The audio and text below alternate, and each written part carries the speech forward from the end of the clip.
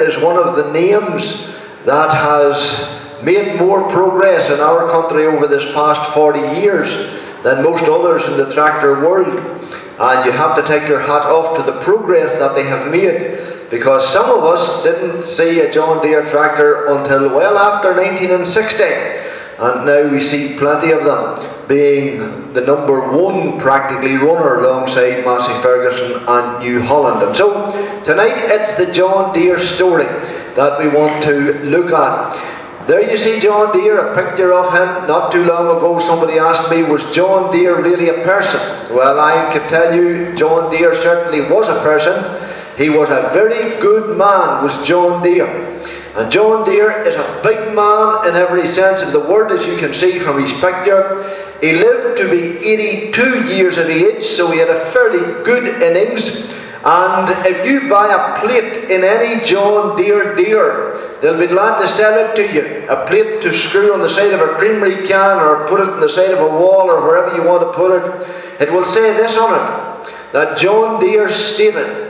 He says, I will not put my name to a product that doesn't have in it the best that there is in me. I will not put my name on a product that doesn't have in it the best that there is in me. And that was the type of man he was. He was very particular, and anything he did it to the very best of his ability. All started, of course, whenever Ronald Deere, his father, married a lady called Sarah Yates. I have tried to find some connection with Northern Ireland, can't really find it. They lived in England, or their families lived in England, probably around the south of England. William Deere was not an engineer. William Deere was a tailor to trade.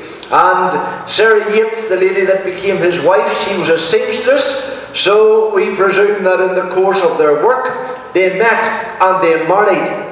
And they emigrated in or about the time of their marriage, maybe a little bit before, maybe a little time after. They emigrated from England to America.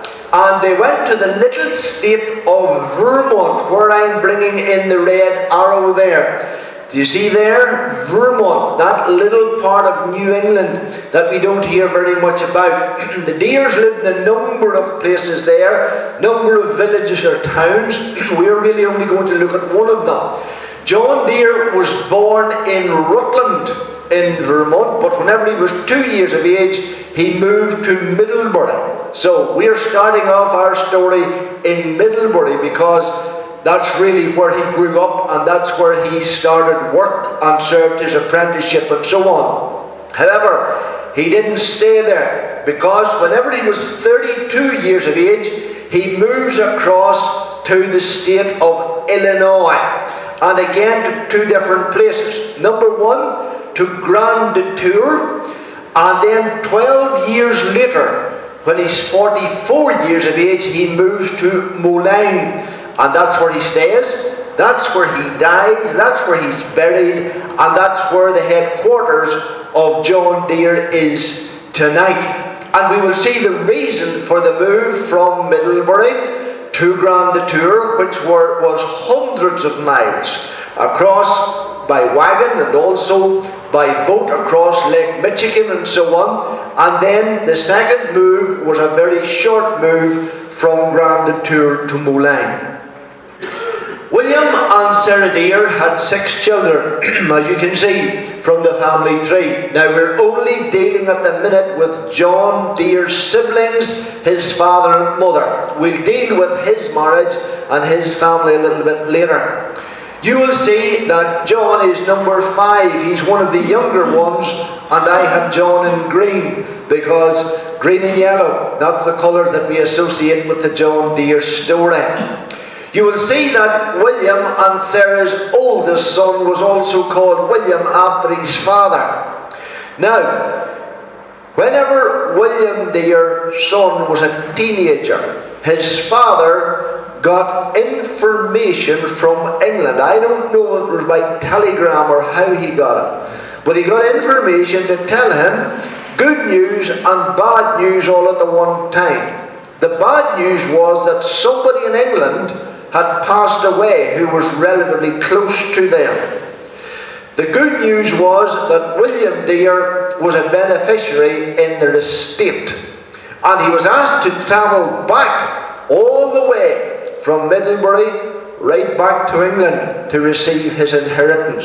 I'm sure there was a lot of paperwork and so on to sort out, and so he said to William's son, his oldest son, he said, now I'm going to be away for some time, and I want you to make sure and step into my reach while I'm away. I am leaving you in charge of your mother and of your siblings until I return from England.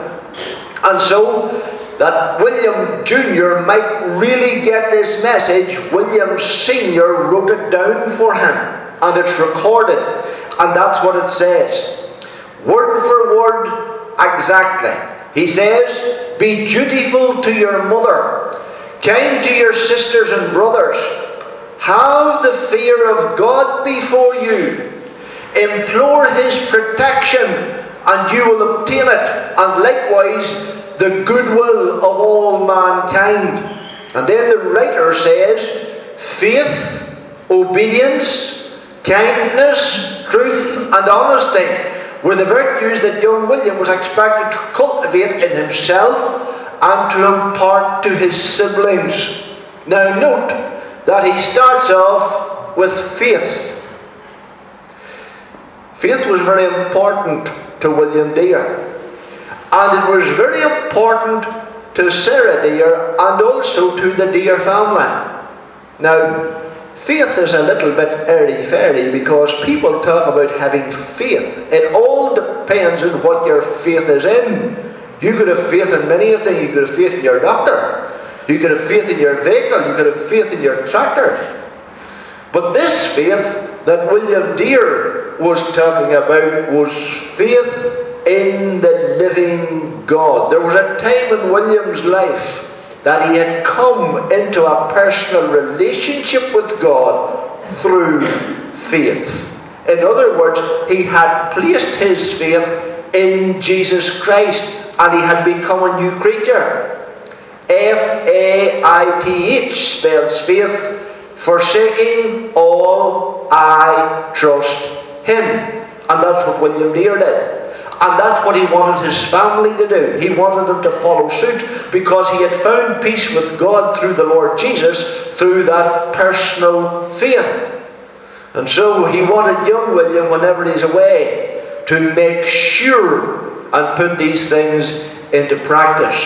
Now, the sad thing about it was, even though that William Deere, we could say, had a heart after the right thing from that Christian spiritual perspective, the sad thing about it was that something went wrong, we understand, on the return journey. And William Deere never returned. He never came back again. And we're not exactly sure what it was. However, that left Sarah Deere and the children without a husband and without a father. And so, of course, she and they were heartbroken. The result was, if you read John Deere's memoirs, if you can get your hands on them, they're not easily accessible, but I was able to get them. And if you read John Deere's memoirs, John Deere says that that letter was kept in a bottom drawer in their living room. And in the winter nights, they would take out the letter and they would read what their father had written to their oldest brother. And John Deere says, every time we took that letter out, our mother would leave the room. It was too severe. It was too difficult for her. What did she do? Well, what she did was, she went along to Middlebury Congregational Church, because that's the church that they attended. And so she found real help from the congregation and from the minister there. Now, I'm sure Sarah Deere had many, many unanswered questions, no doubt about that. But we don't read anywhere, it's certainly not recorded, that Sarah Deere ever said, if God is a God of love, He never would have done that on me. He never would have taken my husband in tragic circumstances like that. Now, as I say, I'm sure she had many unanswered questions. But Sarah Deere was such a person that where she could not trace the hand of God, she was prepared to trust the heart of God, knowing that He could see a bigger picture than she could. That's the type of person she was, and she continued to bring her children up in the Christian faith. Sarah also had a heart after the right thing. That's the emblem of Vermont. Note it's green and yellow.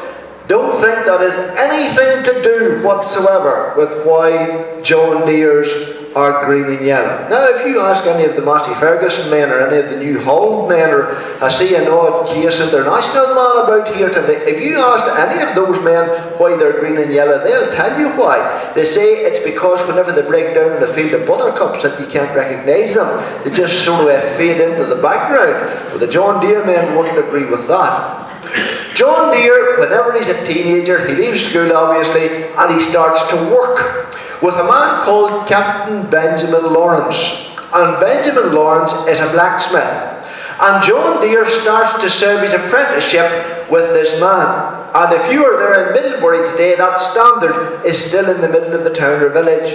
I know men who have gone there to see it, and they have come home with this standard, and they are underneath it, having their picture taken, so it's still there.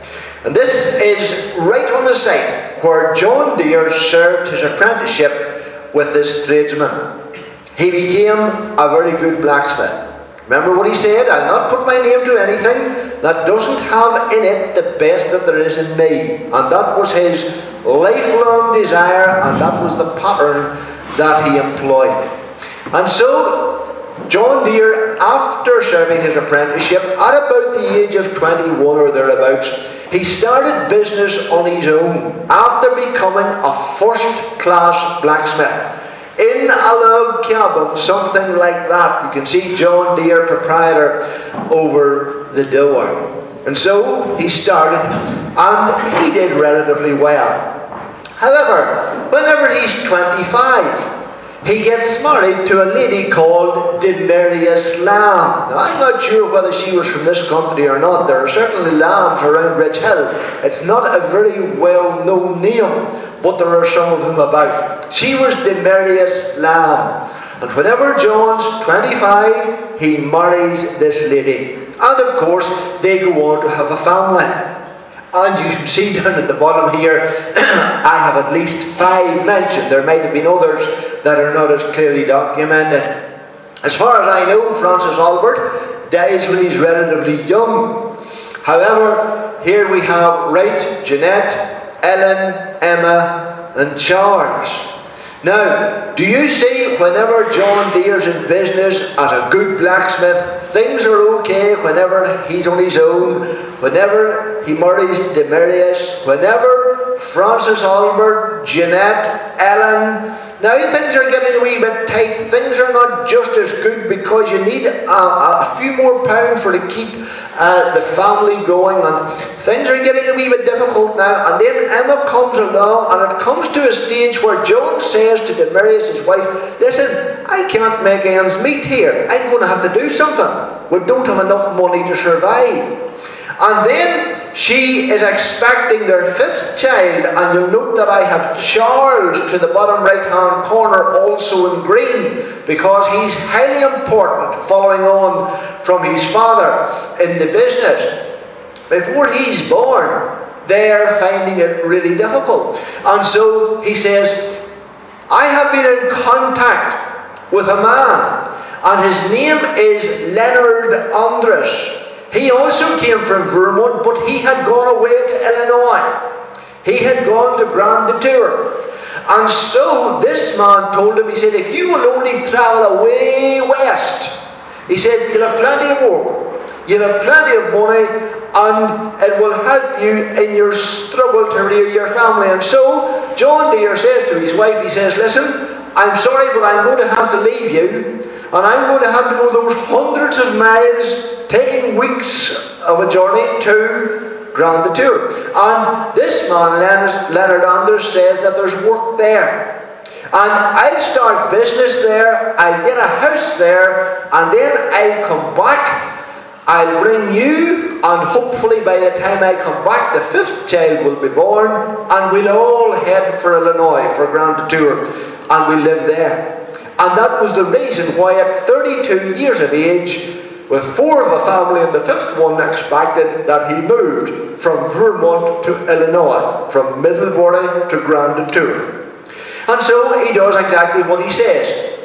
That's Grand Deere. The black dot is Illinois. It's only about 70, 80 miles. The second shift is short, but we're not thinking about that right now. Grand Deere was the place, and so he starts in business again. Up and running, little bit better this time, mainly making hand tools. And so the going is better than what it was back in Vermont and Middlebury, just as Leonard Anders had said. And so he did build a house, as he said he would do. Now, I presume that's it, after it has been renovated or maintained or restored down through the years. And so he goes back, he gets to Marius and the 5 children, he meets little Charlie that's now born, and he brings them all to Grand Deere. And one day, in the course of his work, he's walking through a machine shop, and he spots a massive big machine saw blade. It's about 8 feet tall by 2 feet wide. And he looks at it, and it's made out of steel. And there was a problem that the farmers were encountering in the West, and that was because the soil was far, far heavier, more sticky than what they left in the East, that their mould boards on their ploughs was made out of cast iron, and that sticky clay would not be released from the mould board. And so they had a paddle in their hand, and every few yards the horse and the plough would stop, and they would hook the clay off the mould board. And as John Deere looked at the saw blade, he thought, I wonder if we could ever make a mould board out of steel instead of cast iron, would it ever release the soil? And so, as far as I can see from anything I have read, he took the saw blade, the broken saw blade, home with him. And he started as a good blacksmith to shape the broken saw blade in the shape of a mould board. And as far as I know, for experimental purposes, he attached it to the cast iron mould board and tried to see how it would work through the ground. And he discovered that the mould board, the steel mould board, would release the soil and it would practically self-clean. And so he thought, maybe this will work. And there is the oldest surviving, it's only in part, it's not complete, plough that John Deere made. As far as we know, it's in the National Museum of American History tonight. And he made it out of steel. And whenever the farmers came to see him demonstrating his steel plough, whenever he run it through the ground at the back of the horse, and the boys saw the way that it came out lovely and clean, they didn't need their paddle anymore, and so nobody wanted anything else. They didn't want a cast iron plough anymore, they wanted a steel plough, and John Deere started to manufacture steel ploughs. And that is John Deere's claim to fame. It's not tractors whatsoever. The word tractor wasn't invented in the English language until after John Deere died. So he knew nothing about it. And so he started to make ploughs. And in 1838-9, he makes 10 ploughs. He goes on to make 40 ploughs the next year, 75 ploughs, 100 ploughs. Then he builds an extension. He enters into a partnership with Leonard Anders for a wee while. And that only lasts for a few years, and then he pulls out, gets a few pounds from Andres, and goes on his own. And from that stage, John Deere never really looked back. That was really what put him on his feet. Now, there was a problem in Grand Tour. The problem was that Grand Tour was not on a river, and there were little or no railroads at that particular time. John Deere was now producing steel ploughs. Number one, he wanted to import steel from England, from Sheffield.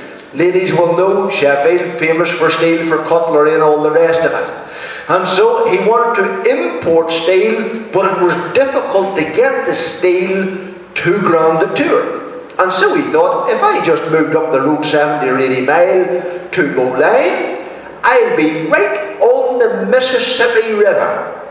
And if I'm on the Mississippi River, the boats can get in. And if I want to get ploughs distributed, after that they're ready and so on, I'll be able to get them out. And so it made absolutely perfect sense for him to move to Moline. And that was why the second move. And that is where he stayed. And as I've told you, that is where the world headquarters tonight is still of John Deere. They are not producing tractors there, but they are producing combine harvesters. And so he starts in business again. Bigger this time, better this time, more successful this time. And so he enters into another partnership with another man who had come from the east. Now, Leonard Andres and this boy here, Tate Gould, I'm only just mentioning those two to remind us that over the years John Deere entered into a number of partnerships, but he didn't stay very long in them. He wasn't a man for a big combination effort. He would rather run on his own. If they were helpful at that particular time, so be it. Go a wee while, pull out, motor on your own. And that was more or less the course of his life. He eventually builds a plough that looks like this. Steel moldboard, steel rolling coulter, or a disc that we sometimes talk about for cutting the sod. That was a step forward. He's still working with a wooden beam and wooden handles. And eventually he comes to the stage after about that plough that I've just showed you, thinking, young Charlie is now in the business 5 years. He entered it when he was 16. He stayed there until he was 21. And by that stage, John Deere had that plough with the steel moldboard, the steel disc, wooden beam, wooden handles. And John Deere thought, our Charlie is showing a great aptitude for business. And there are other things in life that are more important than business, and I would love to pursue them. And so he decided, whenever Charlie was only 21, that he would more or less hand over the running of the business, the plough business, to his son. He would remain president of the company, and he did so until his death, but he would let this fellow more or less take the helm. And he would then concentrate on other things that he thought were very important for a business gentleman to be involved in. And so Charlie takes over. And he continues to follow in his father's footsteps.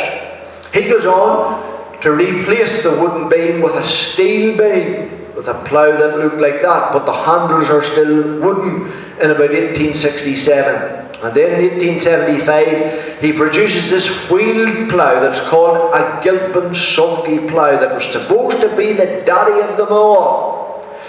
And you can see here the man sitting on the seat with the horse, the plough, and in actual fact there are a number of pictures of that plough with John Sr. standing back in the field admiring young Charlie's work.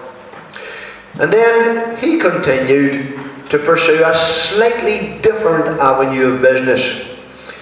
He turns his attention to civic and political activities. He's a public figure. He's the second president of the National Bank of Moline.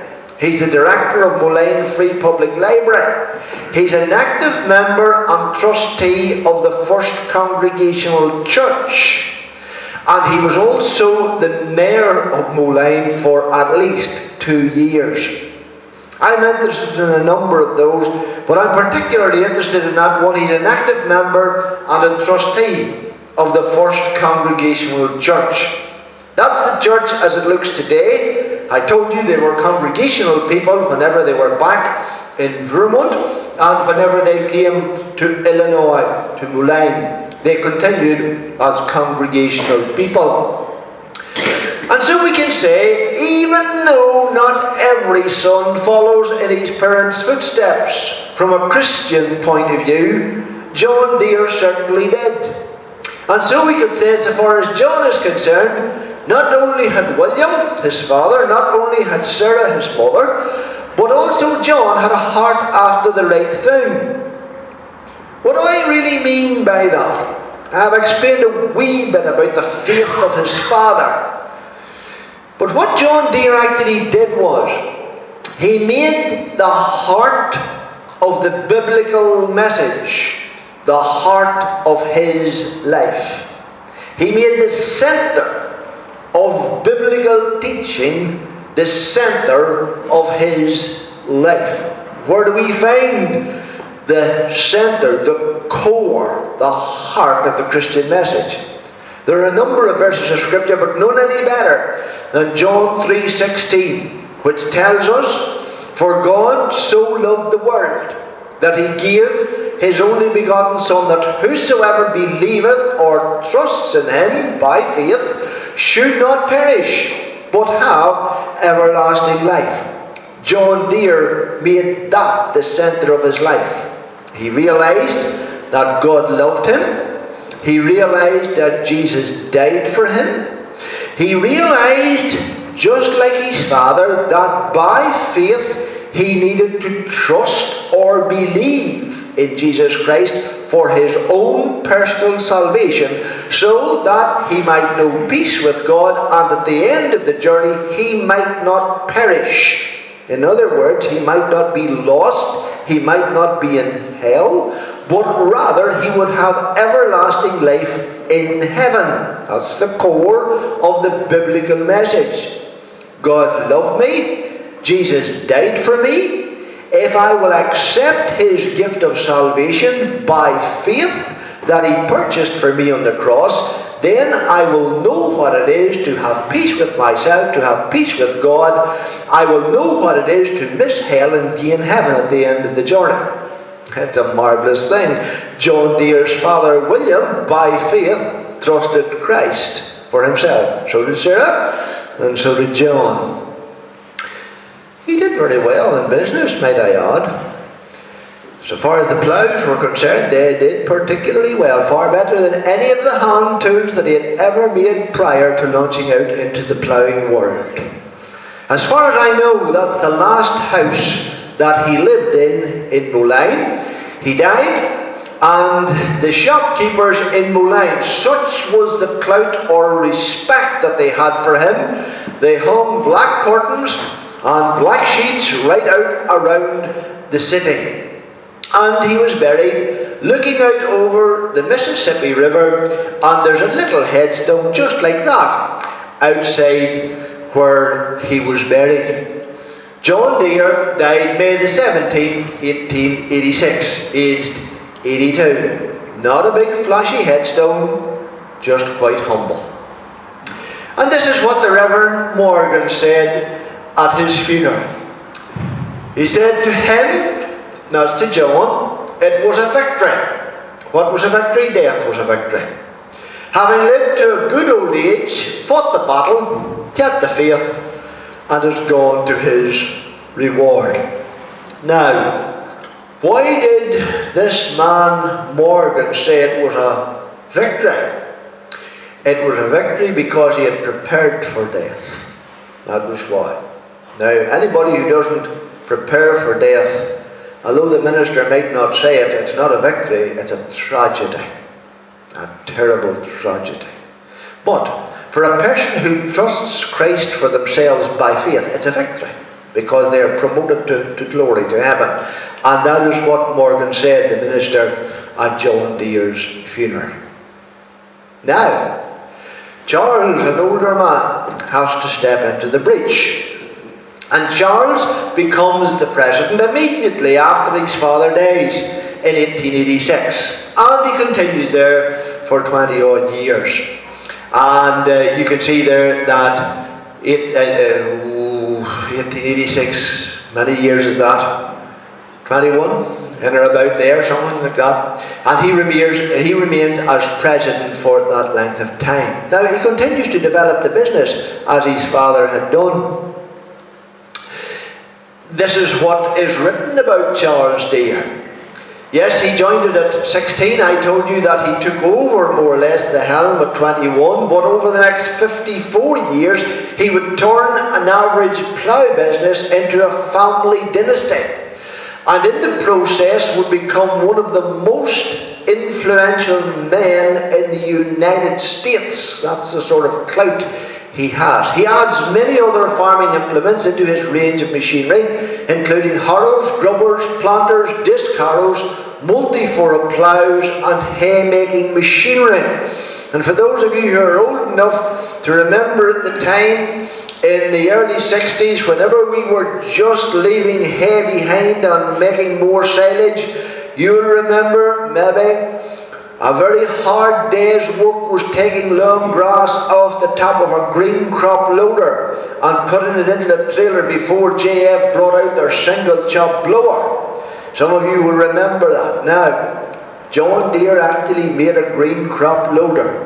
And if you get the massive big book that John Deere supplies to his dealers, you will see all the different machinery that Charles Deere added into the business over his years of presidency between 1886 and 1907, and there's a whole list of them. And so Charles Deere dies in 1907. Now John's dead, now Charles is dead, and still not a tractor to be seen. Now Charlie Deere and Mary Deere, they have no sons whatsoever, but they have two daughters. One of them dies young. I think it was the top girl, and the bottom girl, I think she was called Catherine, if I can remember right. Certainly one of them was Catherine. She marries. And she marries a man called William Butterworth. Now that's him as a much older man. And so after her father dies, then this fella becomes the president of John Deere. And he is Charlie Deere's son-in-law. And incidentally, the presidency of John Deere stays within the Deere family or somebody married into it right until 1982. It's only over this last 40 years or so that outsiders have been brought in to lead the show. And so you have John, then you have his son Charlie, and then third president is William Butterworth, Charlie's son-in-law. And the management team get around this man and they say, now listen, International Harvester, that was formed about 1902, they are entering the world of tractors. Henry Ford is making prototype tractors. Minneapolis Moline and a whole host of others are producing tractors, and the tractor market is the way forward for our business. And this boy digs his heels and he says, no, we are a machinery firm, and a machinery firm we must remain. However, with one pressure or another, William Butterworth gives in, and he decides, well, maybe there's something in this. Maybe we'd better pursue the tractor market. And so he comes into contact somewhere along the line with this man called John Froelich. Now, if you haven't heard of John Froelich, don't ever claim to be a tractor man, because John Froelich is the most important man, or one of the most important men that ever lived regarding the tractor world. Because he was the man who produced one of the first tractors that was ever built. John Froelich, an American man. Froelich is actually a little village in America, and it was called after his father. And so John Froelich is working with Waterloo Boy Gasoline Engine Company. And he's very interested in Waterloo Boy Gasoline Engine Company going to tractors. And for some time they don't want to go into tractors, but eventually they go into tractors. But before they do, this boy builds a tractor of his own. And that's what it looks like. Now, imagine cutting silage with that. John Deere thought so much of John Froelich that the company, whenever they were building tractors 50 years, they produced a replica of Froelich's tractor, and that's it there. Now, for you men who read Tractor and Machinery, the vintage magazine, about 4 months ago, this man here, there was a great article on John Froelich, and it's certainly worth reading again. I'm just covering part of it. And so Froelich builds his tractor. And Froelich then eventually introduces Waterloo Boy to tractors. And so they build 2 tractors, a Model R and a Model N. The 2 of them looked very alike. There were small differences. Between 1915 and 1924. Now, Waterloo Boy tractors are yellow and green, as you can see. And they were all 2-cylinder machines. And the Waterloo Boy John Froelich is the foundation of John Deere tractors, because in 1918 John Deere take over Waterloo Boy, and that's the story behind the John Deere tractor. Now, before we look at John Deere tractors, or just some of them, I just want to explain a wee bit about Waterloo Boy, then subsequently John Deere, the type of engines that they produced right through, would you believe, until 1960.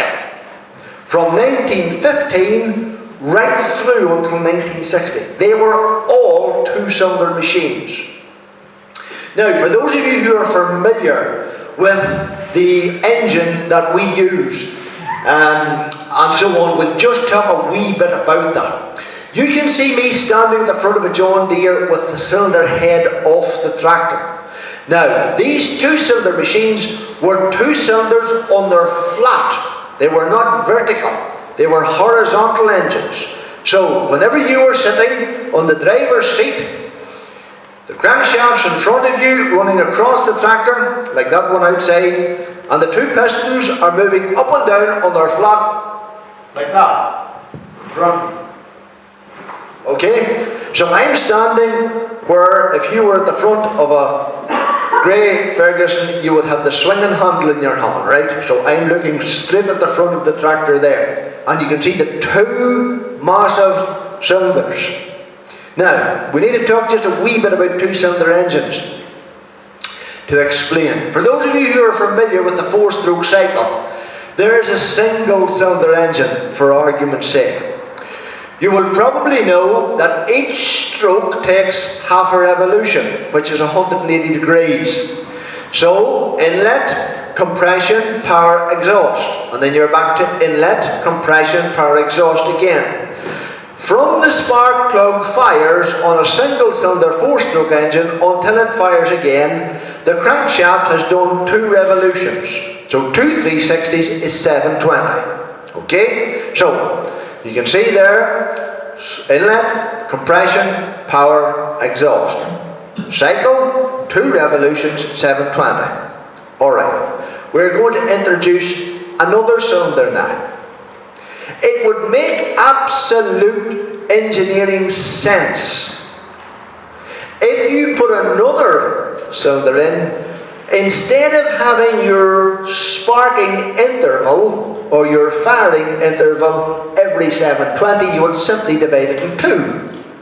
And you would say, have it every revolution in. Lovely and even, 360, 360, 360. Now you can do that alright with a twin cylinder inline 4-stroke engine. That's what it looks like at the top. But note what's happening. The two pistons are moving up and down together. Two at the top this time, number 1 fires. The next time at their top, number 2 fires. Next time, number 1. Next time, number 2. No problem. Lovely, even firing intervals, 360 every time. But there's a problem. And the problem is that you could not, in a bigger engine, balance that thing. She would jump out of the engine mounts. Now, Davy Brown tried it on a very small tractor. There was balance weights and all the rest of it to get the thing to sit in peace.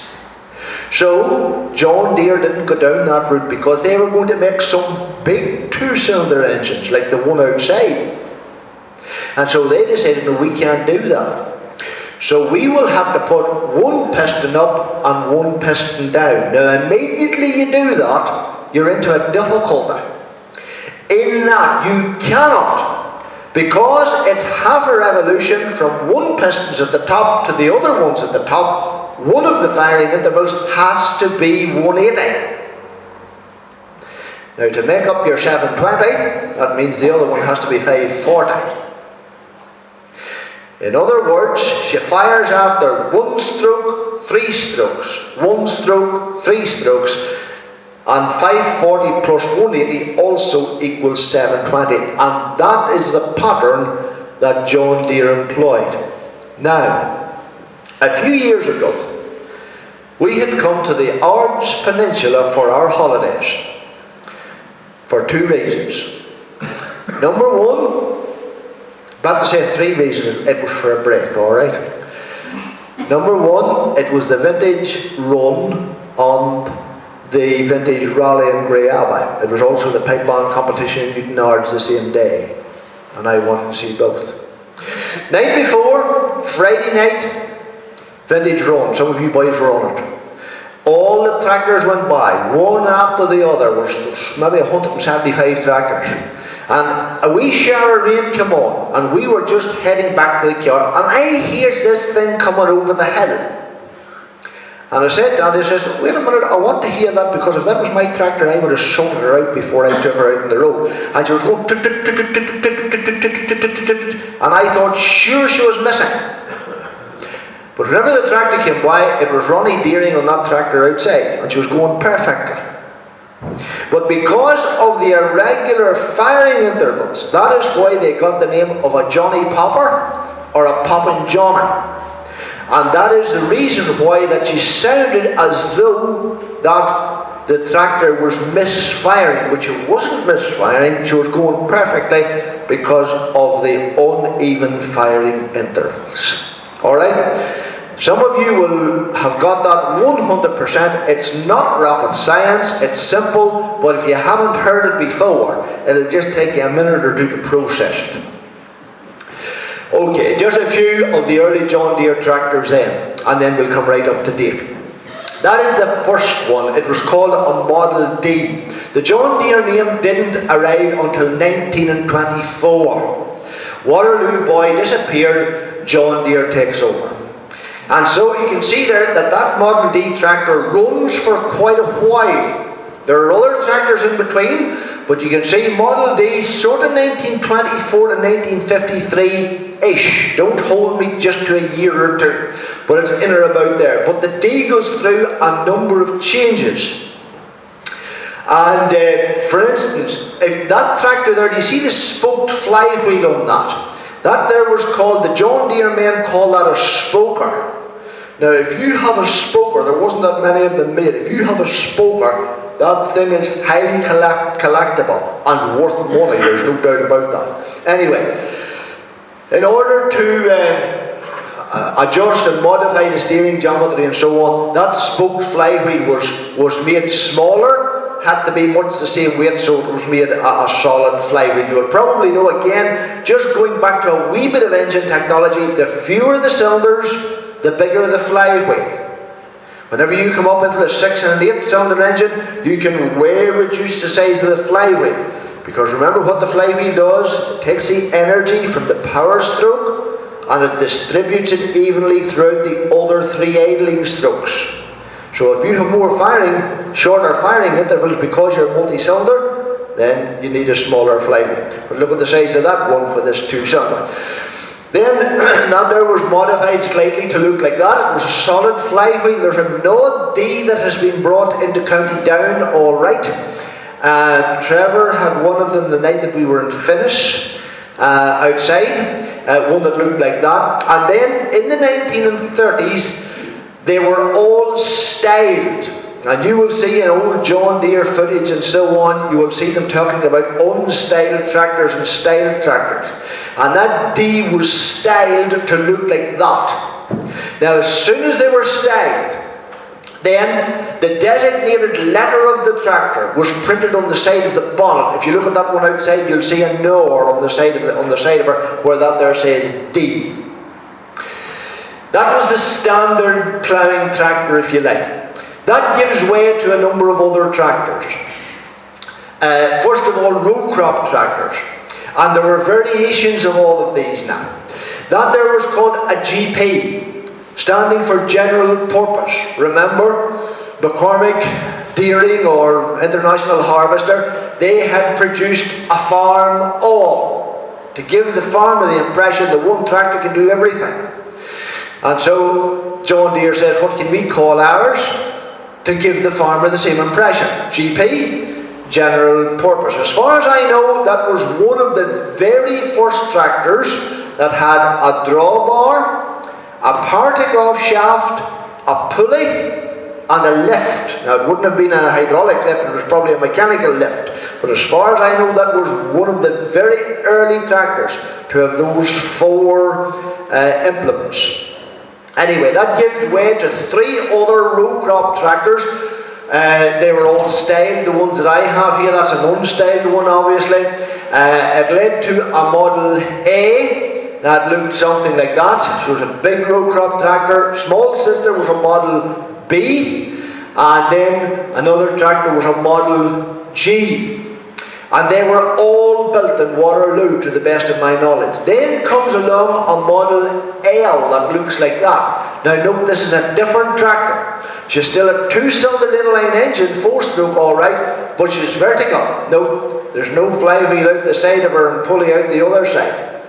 That one there is, you see the high bonnet, and that's a vertical one. That one was made back in Moline, to the best of my knowledge. That gave way to a number of utility tractors after that, or smaller tractors. There's a lovely little tractor, a Model H. I think there's one of them up about Drumquin or thereabouts. Not quite sure, didn't see it, but I heard about it. And also to a Model M. Now that's a different tractor, again, because you're back to the vertical again. That tractor was built in a new factory that John Deere prepared in Iowa. And that was a Model M, and that was the first tractor was produced in that new factory.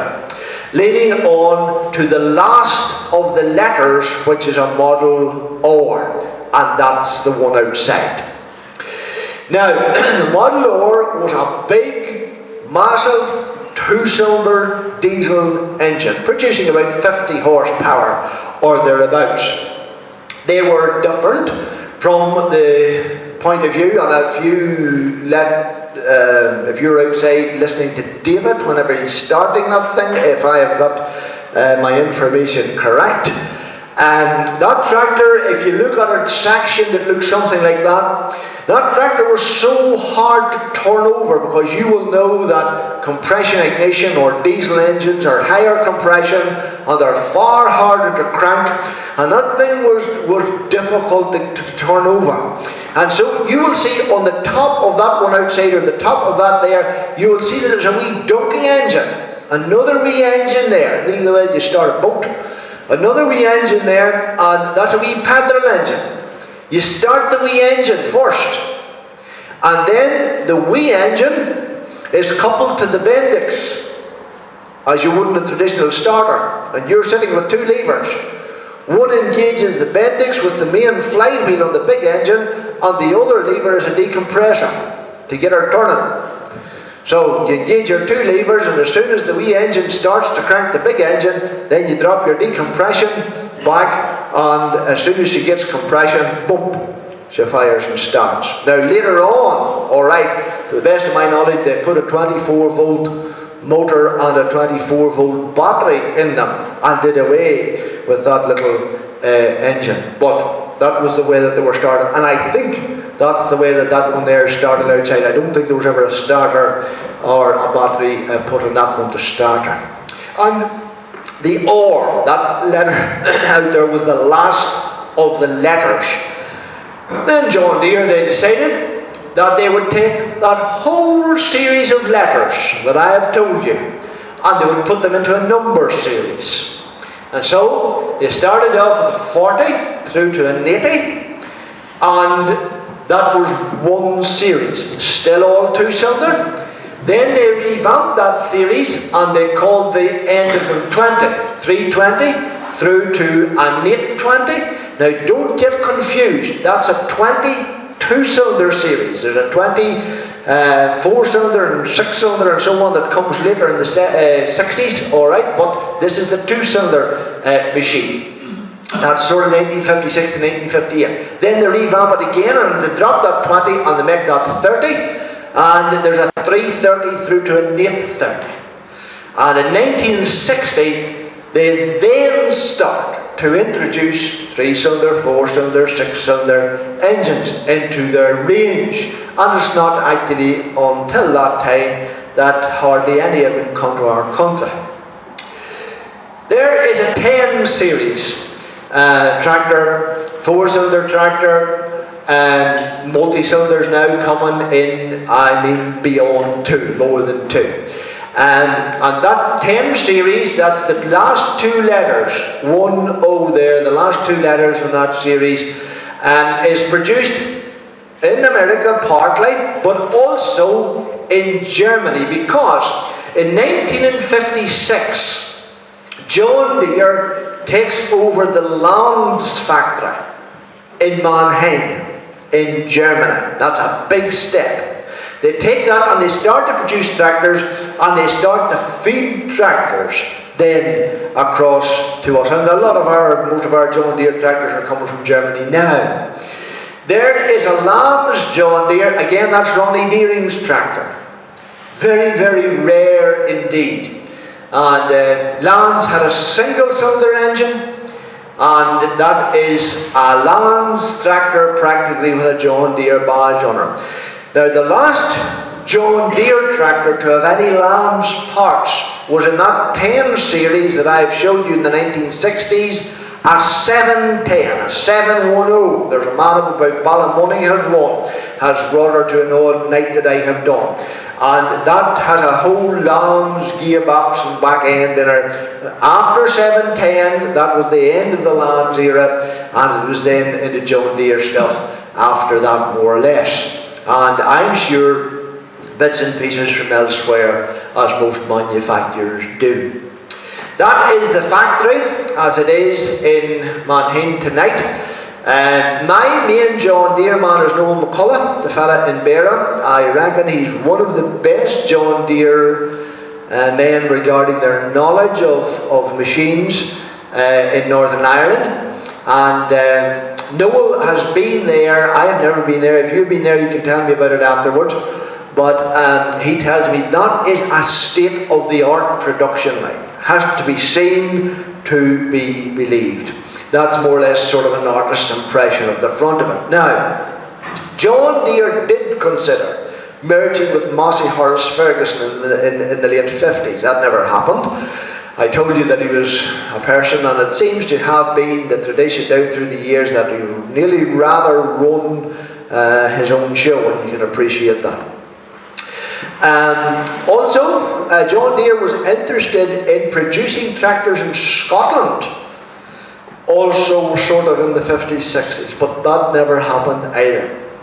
But what they did do was they opened a marketing depot right in the middle of England. That's more or less a sort of an aerial view of it. That is a big show now. If you've done a John Deere course and you didn't go to Germany to do it, you probably did it there. And that there is in the village of Langer, which is just on the border of Nottinghamshire and Leicestershire. For those of you who are familiar with the work we are involved in, the Faith Mission, you will have heard us talk about the camp centre that we have in Harby, that Grace and Daniel Howson, our relatives, run. Well, now Harby's the next village. It's only 1.5 miles from Langer. And so whenever we were across seeing them, I nipped down and got a picture of the van. Pity they didn't wash it before we got it, but never mind. Got a picture of the van on the place. It is a big sort of marketing department and so on. And that fellow there is Jody Ibbotson, the divisional sales manager in that depot. They have first-class personnel there. There were people there able to talk about the stuff and show you around and all that there. It was impressive, there's no doubt about that.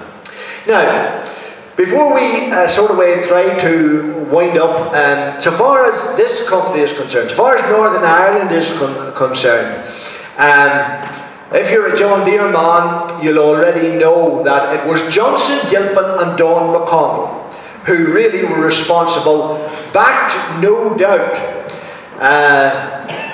albeit by Cyril Johnson. Sir Johnson was selling Ford tractors at that time, and Johnson Gilpin worked with Sir Johnson.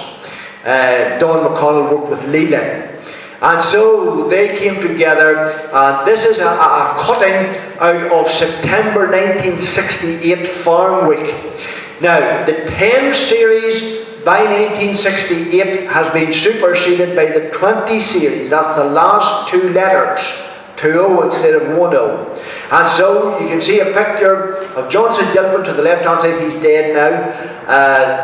Don McConnell is still alive. I'll talk about him in a wee minute or two. You can see here, new agents for John Deere.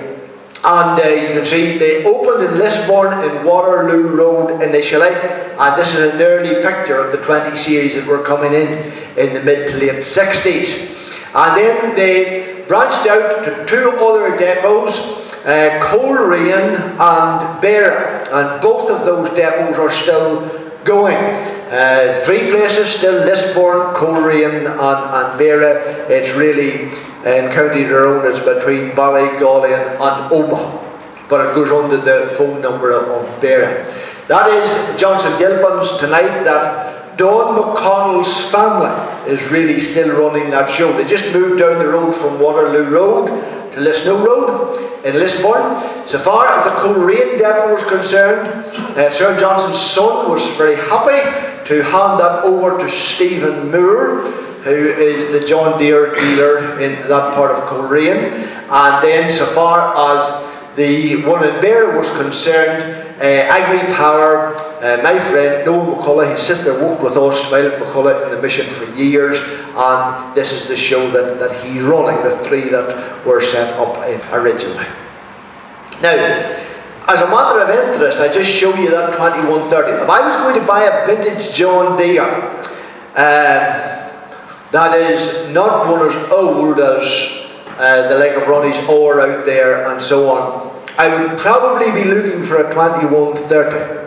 I told you that the 10 series came out sort of 1960-ish, the 20 series mid-60s, by 1970 about 1972-ish.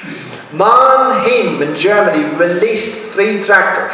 There was a 2030, a 2130 and a 3130. Now that there is a 2130. And that tractor, so the salesmen tell me, did more for the John Deere cause in Ireland probably than most other tractors. That 30 series, those 3 tractors were popular. That tractor there was comparable in power to a Ford 5000 and a Massey Ferguson 185. And it hurts me to say it as a Massey Ferguson man, but most would agree that that tractor would have scutched the boots off either the 5000 or the 185. You may not agree with that, but that's how it's viewed anyway. that was a particularly good tractor, and I know a man had one and he didn't know the value of it, and a boy came into the yard and he broke his heart. He wouldn't leave without it, and he bought it. There it is at 21.30 for what it's worth. And then, as you know, like every other manufacturer, it's one series after another, series after series after series, to bring us to where we are today. That is Moline. That is the main, the headquarters of John Deere, as it is tonight. That's the world headquarters. That is the John Deere Pavilion in Moline, and that's just a sort of a wee plan of the whole complex there. Big time business, no doubt about that. Bringing us up to this OR series that we have just now. Some would tell you that they are giving wee bits of bother. You can keep me right on that. I don't know. That's not the OR that Ronnie has outside now. This is the new OR series 6 OR and so on that we are using today. Noel McCullough tells me that tractor is working to our full potential. There can be 5 computers on board. Computer will tell you absolutely everything. He tells me that it will let him know, not only let you know if she needs an air filter, but it will also contact him. It will phone him, the tractor itself will phone him to tell him that she needs an air filter and it's time for him to get you one in, whether you want it or not. And he also tells me that John Deere have the technology, if you haven't paid your installment, to stop you on the road by satellite. But they don't do that because that it would be a safety hazard. They might just stop you on the road instead of in the field. There it is. Good stuff. Knew nothing about them until the mid-60s. Now in 2015, they are up there as practically the #1 player, alongside the other 2 main manufacturers of Massey Ferguson and New Holland. Now, whenever I was across in Harvey, in Langer, Jody Abelson said to me, he said, lift any of them books you want there. You can have any of them. So I just lifted a couple, and just as a matter of interest, I was looking over them. You would probably know that the universal unit of expressing power is not HP, it's not BHP, it's not horsepower or brake horsepower. The universal unit of expressing power is the kilowatt. And you will see from the 7 OR series and the 6 OR series, if you can read it there, it says kilowatts, 158 in the 6 OR series to 188 kilowatt, and then to keep us happy in Britain, in brackets, they put 215 to 255, because they know that we operate in horsepower instead of kilowatts. That comes easier to our mind. Sometimes you will see it expressed only in kilowatt, and it doesn't give the horsepower. I dare say, if you go to the registration document of your car and you look down what used to be your tax book, it will be expressed, maybe in some cases, only in kilowatt. And you want to know, is she the small engine or is she the big engine? Can I trust what the salesman tells me? Here's how you know. Whenever it's given to you in kilowatt, add 3 noughts onto it to change it to watts, and then divide it by 746. Remember that number, because there are 746 watts in a horsepower, and it's very easy to transfer. You can see I have it done for you there over to the right hand side. Okay, John Deere, that's the man we are thinking about. We are thinking about his beginnings, we are thinking about his family, we are thinking about all his engineering expertise, all the help that he was to the farmer and all of that. And beyond all that, I have told you a wee bit about the beginning, a wee bit in the middle, and now a wee bit at the end about the most important thing of John Deere. That is his faith. Do you remember in the middle of his life, I said that he wanted to hand over to Charlie because he recognized there were other, more important things in life than just business. Business was good, and he had done well and made money. Nothing wrong with that. John Deere recognized there were other things that were of most importance. And so we could say, don't know about all of them, but for a number of them anyway, they were a family with a heart after the right thing. I have explained to you what the right thing is. It was a heart after God. John Deere realized, if I have everything else, even if my name is around in 100 years or 150 years after I die, so what? If I don't know the real meaning of life, if I don't know God. And he did, simply because of his faith, where we started. What is the right thing? The right thing is to get priorities right, our priorities right, to have a heart after God. You know, as I was thinking, I was reminded of a verse that talks about a deer. And that's what it says.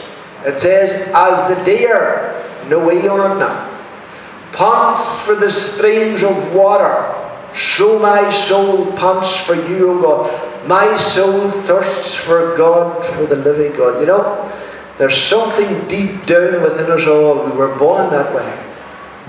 And asked ourselves the question, surely there's got to be more to life than just living and doing well and dying. Absolutely.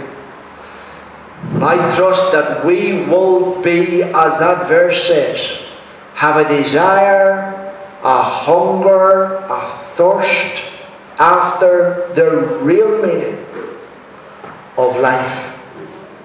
That is, to have a thirst after God and to know Him.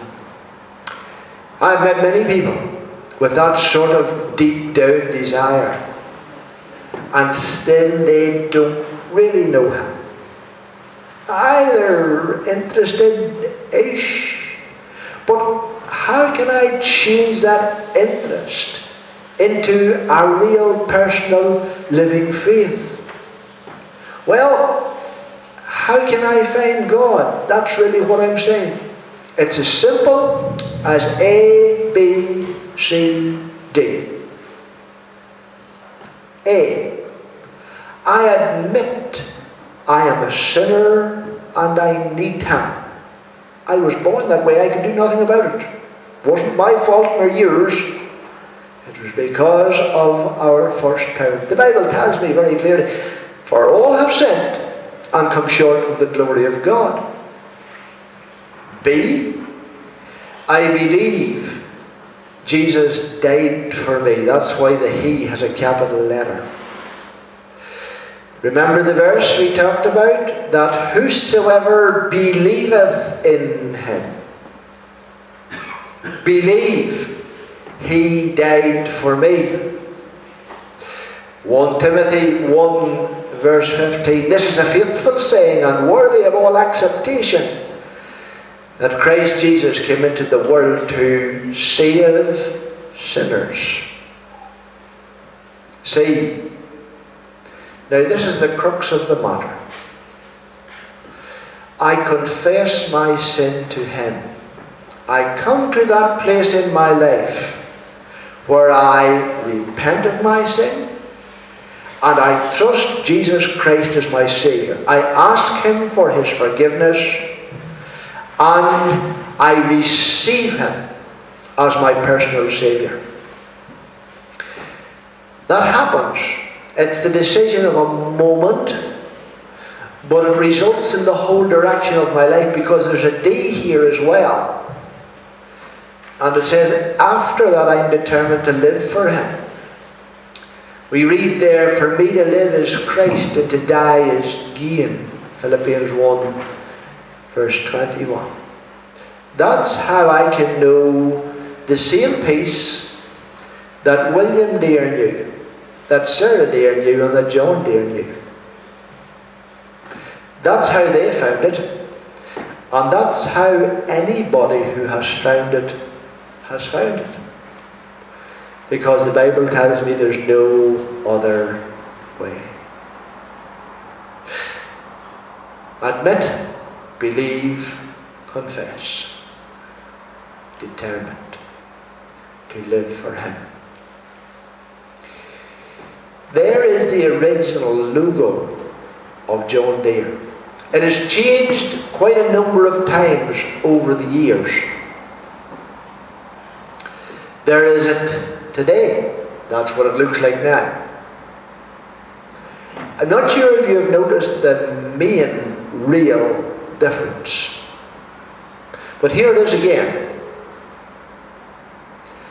If you look on the tractor outside, or any tractor, right up to the year 2000, you will note that the Deere to the left-hand side of the picture, the stag is on the descent, he's landing, he's coming down the way. But since 2000, from the new millennium, John Deere wanted to change their logo, and they changed it to the right-hand logo, the Deere on the spring. He's gone up. And that's where I want to leave our little talk tonight. And I want you to answer in your heart of hearts regarding my relationship to God. Am I heading downward, away from Him?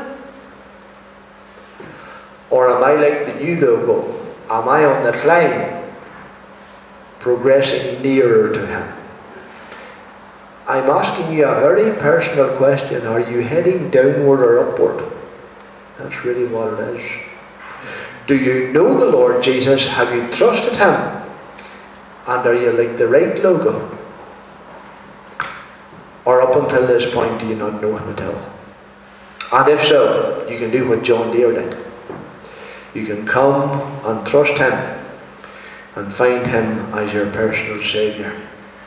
Some folk are very passionate about these things. There's a wedding in the Clogher Valley with the ladies with green dresses, the bridesmaids, and yellow flowers.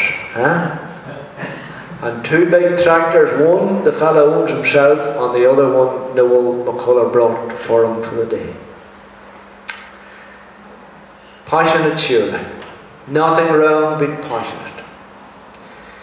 But oh, I trust you're passionate about the right thing. A heart after the right thing. And being passionate about getting to know God and living for Him, so that our lives might represent Him well. A little verse says, "Seek ye the Lord while He may be found. Call ye upon Him while He is near." And I trust that will be the result of our little time tonight.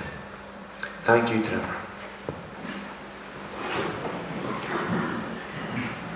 No matter how many acres we farm, or how many John Deeres or Masseys or whatever we own, it doesn't matter much at the end of the day, really, does it? It only matters how our soul is with God. And that's our desire, that each one tonight might know Christ as Saviour.